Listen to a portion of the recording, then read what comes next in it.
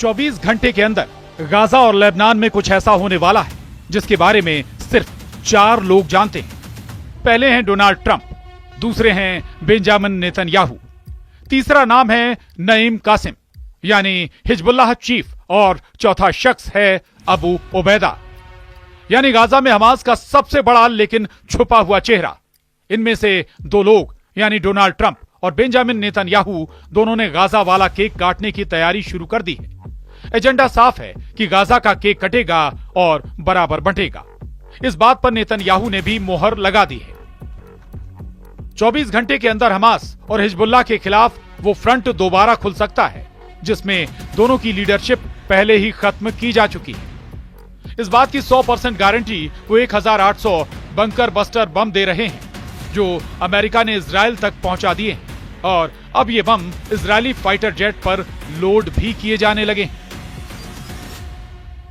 America के विदेश मंत्री मार्को रूबियो ने यरूशलेम पहुंचकर नेतन्याहू से मुलाकात की है और इस मीटिंग ने हमास को पूरी तरह खत्म करने के साथ गाजा को बांटने वाले ऑर्डर पर मोहर लगा दी है। ट्रंप चाहते हैं हमास खल्लास हो, नेतन्याहू चाहते हैं हमास का काम तमाम हो, हिजबुल्लाह का गेम ओवर हो, ईरान कमजोर हो। यही इस वक्त अमेरिका की अरब वर्ल्ड वाली पॉलिसी है जिसे बहुत तेजी से लागू किया जा रहा है। ट्रंप क्या चाहते हैं वो ये बताने के लिए लेबनान में हिजबुल्लाह किलर के नाम से मशहूर हो रही मॉर्गन ऑर्टिगन्स को भी भेज चुके हैं। लेबनान में यूएस प्रतिनिधि मॉर्गन ऑर्टिगस का कहना है ईरान पर अब राष्ट्रपति ट्रंप का दबाव है ताकि पश्चिम एशिया में अपने समर्थक गुटों को फंड ना दे पाए। हम ये भी सुनिश्चित करेंगे कि ईरान परमाणु बम ना हासिल कर पाए और क्षेत्र में बाकी देशों को भी नुकसान ना पहुंचा पाए जो वो दशकों से करते आ रहे हैं। हमास को पूरी तरह खत्म करके गाजा का केक कैसे काटा जा रहा है इसका प्लान डोनाल्ड ट्रंप और बेंजामिन नेतन्याहू व्हाइट हाउस में बना चुके हैं। सबसे पहले गाजा में इजराइल और हमास के बीच सीज फायर हुआ। एक तरफ हमास ने इजरायली बंधक छोड़े तो दूसरी तरफ इजरायली जेलों में बंद फिलिस्तीनियों को छोड़ा गया।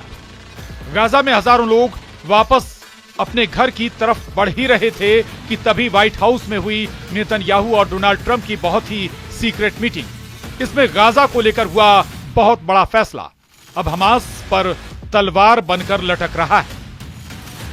डोनाल्ड ट्रंप ने अब तक की सबसे खतरनाक वार्निंग दी है जिसमें टारगेट पर हमास है।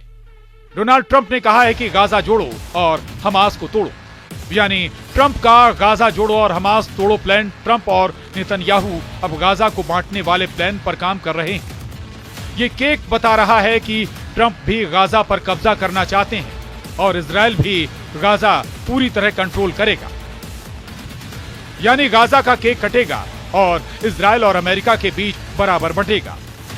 डोनाल्ड ट्रंप ने कहा है कि वो गाजा को खरीद लेंगे और हमास को न सिर्फ मिटाएंगे बल्कि पूरी तरह मिट्टी में मिला देंगे।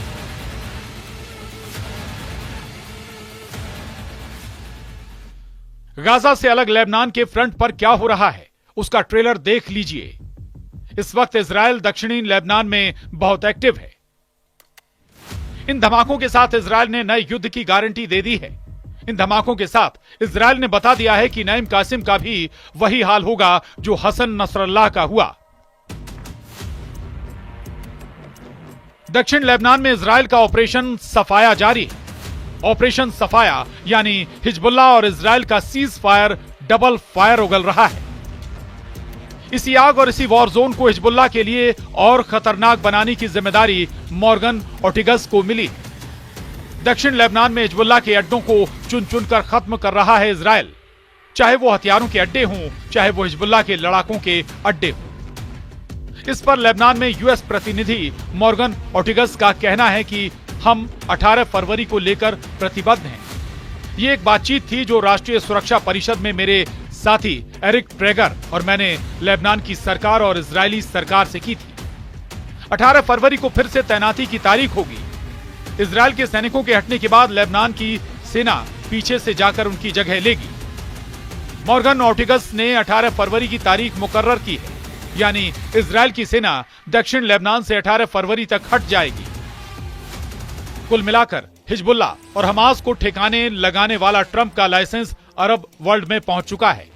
इजरायल और अमेरिका के कमांडर लगातार प्लानिंग कर रहे हैं कि गाजा को कैसे क्लीन आउट किया जाए, हिजबुल्लाह को तहस नहस कैसे किया जाए। ट्रंप की डिप्लोमेटिक कमांडर मॉर्गन ऑर्टिगस ने जो कुछ कहा उस पर हिजबुल्लाह चीफ नईम कासिम का जवाब आया है। नईम कासिम की वार्निंग साफ है कि 18 फरवरी के बाद युद्ध का जिम्मेदार हिजबुल्लाह नहीं, इजराइल होगा। लेकिन इजराइल के इरादे कुछ और नजर आ रहे हैं। इजराइल ने जैसा हश्र हसन नसरल्लाह और हाशिम साफिद्दीन का किया, वही हाल अब हिजबुल्लाह के नए चीफ नईम कासिम का किया जाएगा। रक्षा मंत्री इजराइल कॉट्स इसकी 100% गारंटी दे रहे हैं।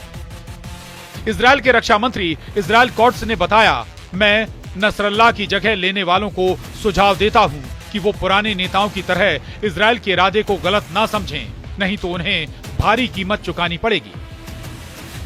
इजराइल की एयरफोर्स फिर से सुपर एक्टिव मोड में है। इजराइल की एयरबेस पर लगातार काम चल रहा है। यह है अमेरिका से सप्लाई किया गया MK-84 बंकर बस्टर बम। इसी बम से इजराइल ने अब तक गाजा के कोने कोने को मिट्टी में मिलाया है। इसी बम से इजराइल की वायुसेना ने बेरूत में उन जगहों पर तबाही मचाई है जहां हिजबुल्लाह के अड्डे बताए गए।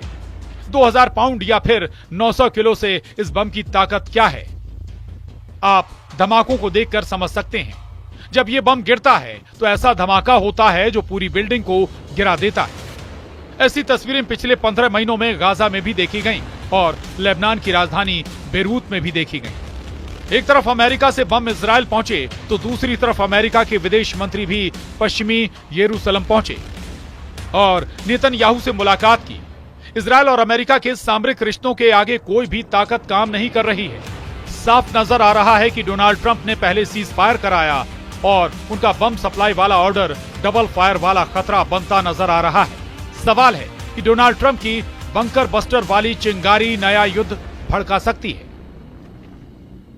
इजराइल की एयरफोर्स ने 14 महीनों तक गाजा पर बम गिराए। लेबनान पर भी 1 साल तक बमबारी होती रही और उसके हर मिशन में मार्क 84 बम को ही इस्तेमाल किया गया।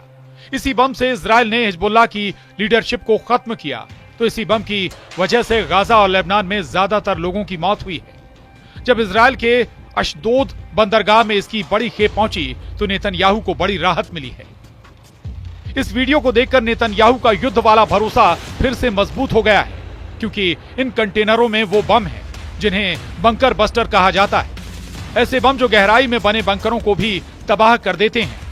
नेतन्याहू की सेना के बाद मार्क 84 बम की खेप 9 महीनों के ब्रेक के बाद पहुंची है। इजराइल की एयरफोर्स को अब फिर से तैयार किया जा रहा है।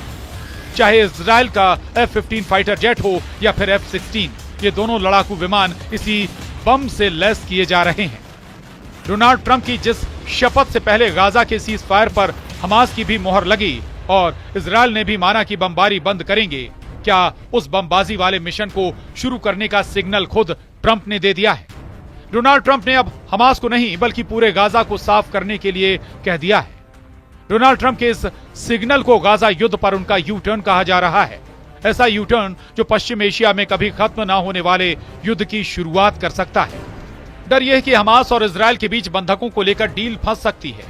अब तक रिहा हुए इजरायली और फिलिस्तीनी बंधकों को लेकर जो जोश दोनों तरफ देखा गया, वो युद्ध विराम वाला जोश एक झटके में बिखर सकता है। इजराइल के तेवर बताते हैं कि वो हमास के साथ साथ अब हिजबुल्लाह के खिलाफ डबल युद्ध के लिए तैयार है। वहीं हिजबुल्लाह ने साफ साफ कह दिया है कि 18 फरवरी के बाद अगर इजराइल का एक भी सैनिक लेबनान की जमीन पर नजर आया तो उसके जिम्मेदार नेतन्याहू और उनके कमांडर होंगे। लेबनान की राजधानी बेरूत की बमबारी पूरी दुनिया को याद है।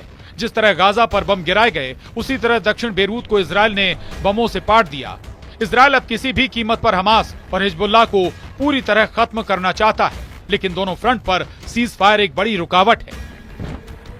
हमास और हिजबुल्लाह से मिल रहे नए चैलेंज से ट्रंप झुकेंगे नहीं, ये बात बेरूत और गाजा की सुरंगों तक पहुंचा दी गई है।